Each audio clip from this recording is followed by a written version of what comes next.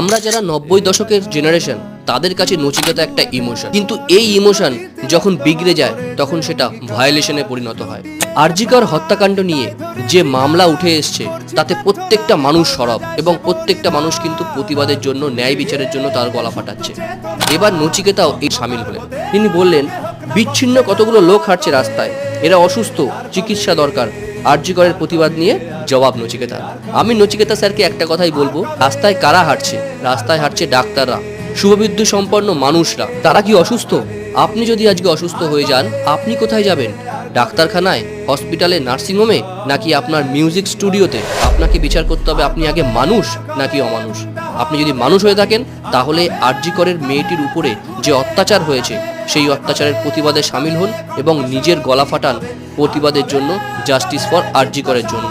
আপনার কি মনে হয় অবশ্যই কমেন্টস করে জানান এবং এই ভিডিওটা প্লিজ শেয়ার করুন।